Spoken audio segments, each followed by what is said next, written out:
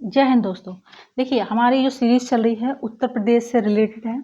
UP PCS के exam में बहुत ही आपको फ़ायदा होगा अगर आप ये पढ़ते हैं तो। आपका काफ़ी क्वेश्चन उत्तर प्रदेश से अगर आते हैं तो इससे फँस जाएंगे, ठीक है। तो इसमें सीरीज़ में हम अब तक पढ़ चुके हैं आपका प्राचीन इतिहास पढ़ा है हमने, जिसमें हमने प्रागैतिहासिक काल पढ़ा है, आर्य ऐतिहासिक काल पढ़ा है, आज ऐतिहासिक काल पढ़ेंगे, ठीक है। देखिए, ऐतिहासिक काल जो है लोहे के प्रयोग से शुरू होने के से इस काल के को मतलब इस काल में विकास को गति मिली, ठीक है। लोहे का प्रयोग शुरू हुआ तो इस काल में जो है विकास को गति मिली। वैदिक सभ्यता की शुरुआत इसी काल में हुई है, ठीक है। देखिए, नोट्स की तरह हैं, यहाँ पे लिखा हुआ है, ठीक है। ऐतिहासिक काल में लोहे का प्रयोग स्टार्ट हुआ, इससे विकास हुआ और वैदिक सभ्यता का जन्म हुआ। वैदिक सभ्यता के जो प्रवर्तक थे वो आर्य लोग थे, ठीक है। इसलिए इसको आर्य सभ्यता के नाम से भी जाना जाता है। अगर अध्ययन की दृष्टि से देखें तो वैदिक सभ्यता को दो भागों में विभाजित कर दिया गया है। एक आपका ऋग्वैदिक काल हो गया, एक उत्तर वैदिक काल हो गया, ठीक है। वैदिक सभ्यता को दो कालों में विभाजित कर दिया, ऋग्वैदिक काल, उत्तर वैदिक काल, ठीक है। देखिए, ऋग्वैदिक काल सभ्यता का ज्ञान कहाँ से प्राप्त होता है? ऋग्वेद से प्राप्त होता है। ऋग्वेद से ही हमको वैदिक सभ्यता की जानकारी मिलती है। इसके प्रवर्तक कौन थे? आर्य लोग थे, ठीक है, जिनका निवास स्थान गंगा की ऊपरी घाटी क्षेत्र से अफगानिस्तान व वर्तमान पंजाब तक था, ठीक है। 7 नदियों का क्षेत्र होने के कारण इसे सप्त सैंधव कहा गया, ठीक है। नदियां कौन कौन सी थी? देखिए, ये नदियों के नाम आते हैं कभी कभी तो बहुत कंफ्यूजन होता है इसका। देखिए, सिंधु, सरस्वती, शतद्री, इसको सतलज बोलते हैं। पारुषणी, इसको रावी बोलते हैं। विपाशा, इसको व्यास बोलते हैं, ठीक है।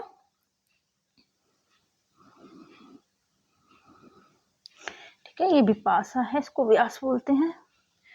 अस्किनी, इसको चिनाब बोलते हैं और विस्तृता, इसको झेलम बोलते हैं। कभी कभी इसके पुराने नाम आते हैं और इस तरह से भी आता है कि मिलाप करने को आता है कि नए नाम से आप इसको मिलाप कीजिए, है ना, मिलान कर, सही मिलान करिए। तो ये ध्यान रखिएगा, अस्किनी, चेनाब, विस्तृता, झेलम, विपाशा, व्यास, शतद्री, सतलज, पारुषी, रावी, पारुषणी, ठीक है, रावी हो गया।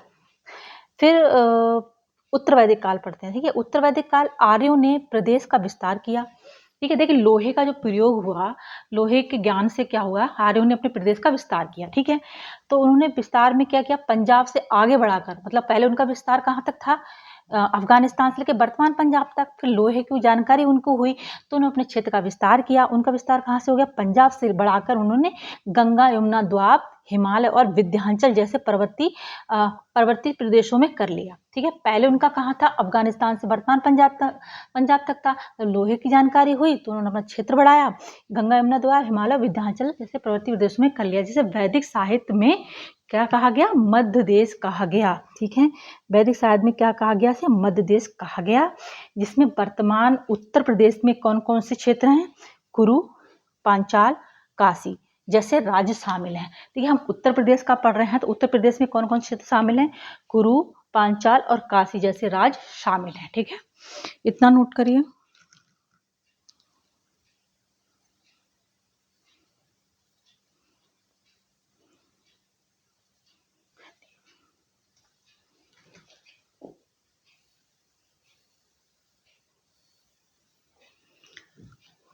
देखिए, उत्तर प्रदेश के जो 3 राज्य थे वर्तमान उत्तर प्रदेश में, कुरु, पांचाल और काशी, ठीक है, ये राज्य शामिल थे। तो जो कुरु राज्य था वो मेरठ से दिल्ली, हरियाणा तक था। वर्तमान में मेरठ से दिल्ली, हरियाणा तक था कुरु राज्य।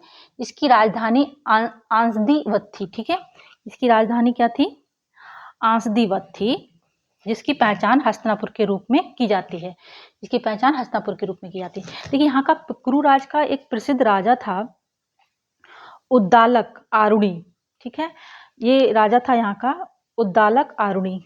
मैं कहीं लिख देती हूँ, उद्दालक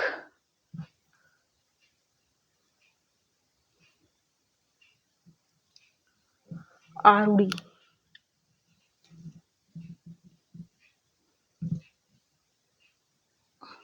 उद्दालक आरुणि, ये नोट कर लीजिएगा। यहाँ का प्रसिद्ध राजा था उद्दालक आरुणि, जिसका उल्लेख मिलता है छंदोग्य उपनिषद में। ठीक है, ठीक है, ये कुरु राज्य का प्रसिद्ध राजा था उद्दालक आरुणि। इसका जो उल्लेख मिलता है वो आपका छंदोग्य उपनिषद में मिलता है। कुरुराज कहाँ से था, कहाँ से कहाँ तक था? मेरठ से दिल्ली हरियाणा तक विस्तृत था। आंसदीवत इसकी राजधानी थी, जिसकी पहचान हस्तिनापुर के रूप में की जाती है। ये इसका प्रसिद्ध राजा था। ठीक है, इतना हो गया। सेकंड हम आपका जो राज था वो पंचाल राज था। कुरुराज आपका हो गया। पंचाल राज वर्तमान कानपुर से वाराणसी के मध्य गंगा के मैदान तक फैला हुआ था, मतलब वर्तमान कानपुर से वाराणसी के मध्य गंगा के मैदान तक। ठीक है, इसकी राजधानी काम्पिल्य थी, वर्तमान में फर्रुखाबाद का एक नगर पड़ता है वो थी। ठीक है, राजधानी क्या थी? पांचाल राज की राजधानी काम्पिल्य थी। कुरु राज की राजधानी आंसदीवत थी। ध्यान रखिएगा, पांचाल राज की राजधानी क्या थी? आपकी काम्पिल्य थी, जो वर्तमान फर्रुखाबाद का एक नगर है। ठीक है, तो यहाँ का पौराणिक मान्यता के अनुसार क्या हुआ था? यहाँ पे 6000 मुनियों की सभा में संपूर्ण महाभारत कथा का वाचन किया गया था। यहाँ पे क्या था? एक प्रसिद्ध चीज है, 60,000 मुनियों की सभा का संपूर्ण महाभारत कथा का वाचन किया गया था। उत्तर वैदिक काल में यहाँ का जो प्रसिद्ध राजा था वो था प्रवाहण जावली।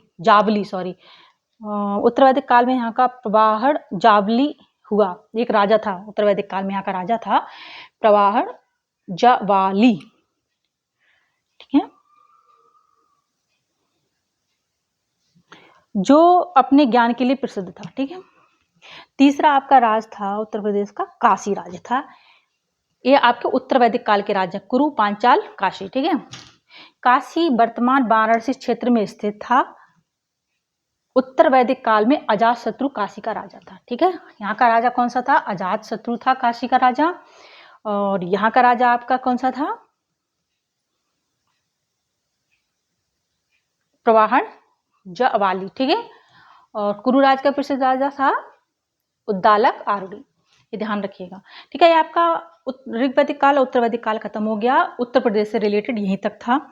नेक्स्ट में हम महाजनपद काल पढ़ेंगे, फिर आपका बौद्ध धर्म, उत्तर प्रदेश में बौद्ध धर्म का पढ़ेंगे और जैन धर्म।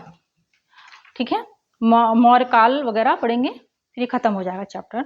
फिर हम पढ़ेंगे मध्यकालीन इतिहास, फिर आधुनिक इतिहास पढ़ेंगे, जिसमें हम पढ़ेंगे जो क्रांतिकारी वो थे, मतलब स्वतंत्रता संग्राम में जिनका योगदान था। ठीक है, उत्तर प्रदेश के कौन से क्रांतिकारी थे। ठीक है, चैनल को सब्सक्राइब कर दीजिए, इससे मोटिवेशन मिलता है मुझे। Thank you so much. Like subscribe कीजिए और शेयर कर दीजिए, ताकि अगर कोई उत्तर प्रदेश का एग्जाम तैयारी कर रहा हो तो उसे बहुत ज़्यादा हेल्प मिलेगी। Thank you so much.